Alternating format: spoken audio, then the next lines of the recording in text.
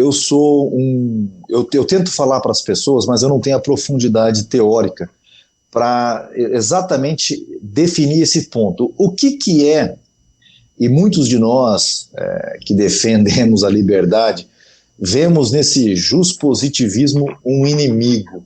E a maioria das pessoas que se formam, 99,9% dos usuários do direito, né, no Brasil, são juspositivistas. O que é essa diferença aí, de forma bem simples, para os nossos telespectadores aqui que estão nos assistindo? Deixa eu só dar um dado. O que é essa diferença? Aqui. Vai lá. Sabia que no Brasil 10% dos estudantes universitários são estudantes de direito? Caraca.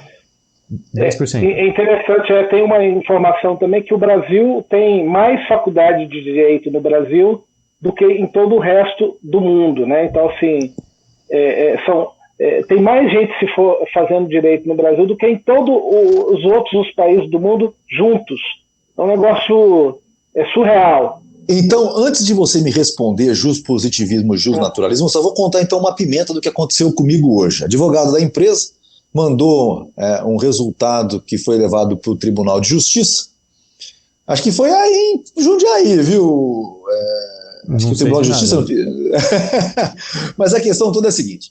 Existia um terceirizado que estava fazendo o gesso interno de um prédio nosso. A um determinado momento, ele abandonou o serviço. A gente mandou carta, mandou tudo, e ele não voltava, e a gente fez o quê? Contratou um outro para terminar o serviço.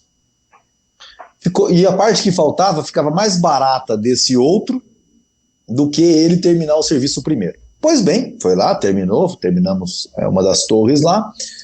Esse cara entrou na justiça contra a gente, querendo que a gente pagasse todo o restante do contrato que ele não havia feito, que ele havia abandonado. Poxa, a gente deu risada, todo mundo na empresa, entrou aqui, primeira instância, ganhamos. Quando chegou no tribunal, fico sabendo hoje, que nós vamos ter que pagar aquele resto do contrato. Então, por exemplo, dava 20 mil reais, a gente conseguiu negociar com o cara para terminar por 8, e levamos essa nota lá, acho que nas provas e tal. O que o Tribunal de Justiça fez? Bom, vocês iam pagar 20, só pagaram 8, paga os outros 12 para o cara que você contratou no começo. É algo para mim, quer dizer, eu era o maior prejudicado da história, que tive que sair correndo para terminar um prédio, porque senão eu teria prejuízos muito maiores, e passado o tempo a justiça, acredito que isso seja um exemplo de um positivismo maluco, porque o contrato entre nós já estava mais do que acabado, o cara sumiu, desapareceu, e a gente teve que pagar. Só quis dar uma pimentada na pergunta, mas explica pra gente aí, Juliano, o que é esse tal desse juspositivismo aí pro nosso pessoal?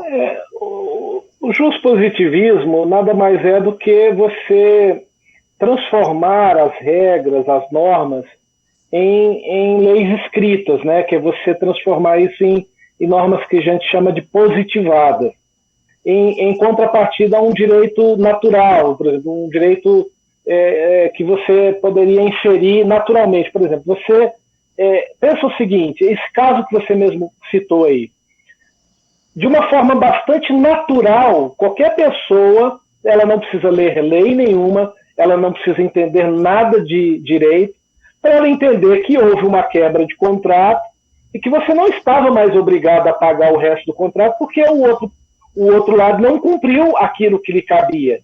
Então, isso de uma forma bastante natural, ou seja, entende essa questão da ética a priori? De uma forma assim que você, interiormente, parece que você entende assim, peraí, tem algo aqui que é injusto. Esse cara, ele não fez a parte dele, então ele não tem por que receber pelo que ele não fez.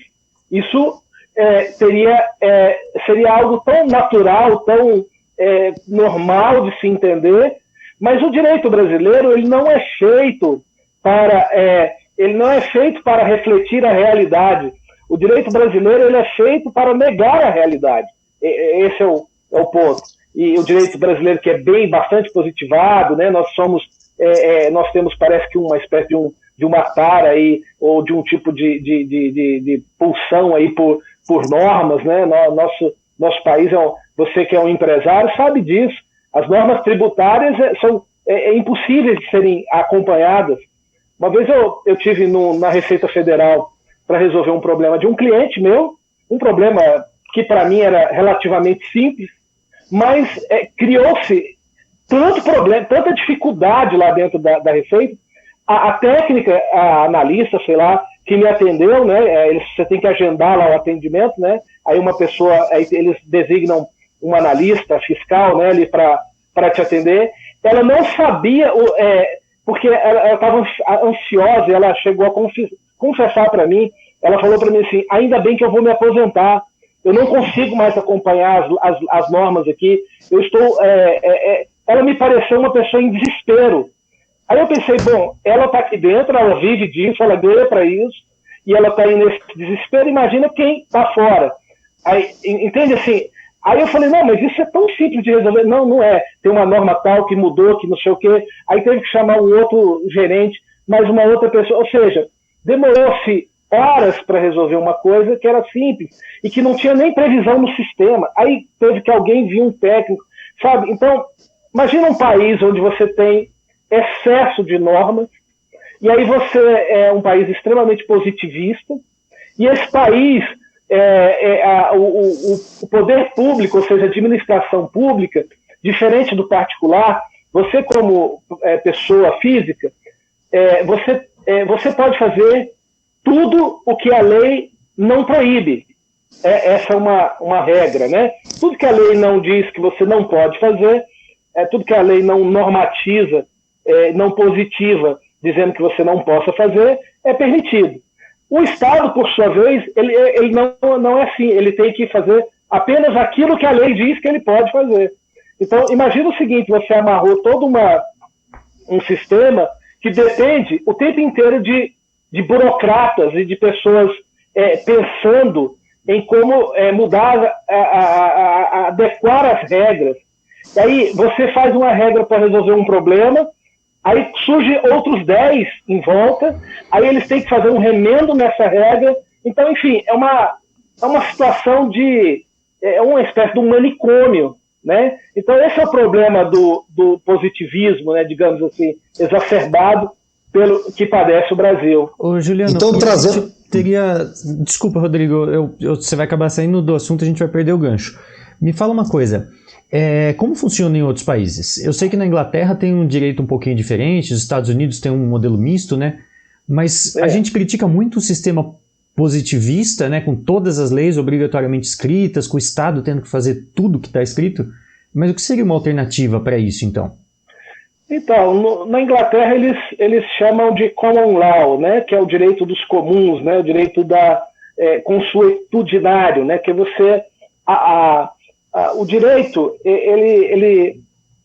alguns desses países que são da common law, você não precisa ter todas as normas descritas, você precisa ter um esqueleto muito bem estruturado. Por exemplo, a Constituição americana ela é pequena, são poucos artigos, e ela funciona, né, ao longo dos séculos, ela vem funcionando. Por quê? Porque ela é simples. Você tem lá a primeira emenda, a segunda emenda, você tem coisas muito simples. Então, quando você pega um país que tem esse princípio, né? Os Estados Unidos é misto, mas ele tem forte influência da common law inglesa, até porque foram colonizados por ingleses, né? Então você pega primeiro que é muito mais seguro você fazer negócio nesses países da common law. Por incrível que pareça, os contratos, por quê? Porque parte de um consenso natural. E aí, o que acontece? À medida que a sociedade vai se modernizando, a sociedade vai, em termos, evoluindo, as normas elas não precisam ser mudadas de imediato. Elas podem ir sendo alteradas pelo judiciário, por exemplo. Aí você tem uma corte lá que vai fazendo a interpretação daquela norma constitucional de acordo com os casos específicos. Então você tem um caso lá, então deixa eu interpretar como é que é o direito, por exemplo, de porte de arma baseado nesse caso aqui, enfim, todas essas coisas. Então é bem mais fácil de você lidar aí do que um país onde você tem tudo, o que é o civil law, né, que é o caso do Brasil. país mais positivado, assim, ele vai ter sempre muita dificuldade com tecnologia, né? Quando você coloca nesse esquema que você falou, e aí surge, sei lá, uma briga entre a Apple e a Samsung, você cria um precedente você cria, na verdade, uma jurisprudência, né? Para as empresas pequenas também resolverem os conflitos delas, não precisarem encontrar esperar fazer um lobby lá para um deputado escrever uma lei, regulamentar um determinado setor, para daí sim você poder ter uma resolução de conflito, né? Então, o fato de um país ser da common law não impede que hajam legislações. Por exemplo, não impede que em algum momento eles criem uma resolução, alguma coisa assim, para você tratar de algum assunto que seja de interesse da sociedade. O que acontece é que não há essa fixação quase que obsessiva e insana por normas, por regras sobre regras, leis sobre leis, enfim. Você tem aqui no Brasil um negócio, assim, a Constituição ela põe um artigo lá e diz assim, por exemplo, a propriedade vai ter função social.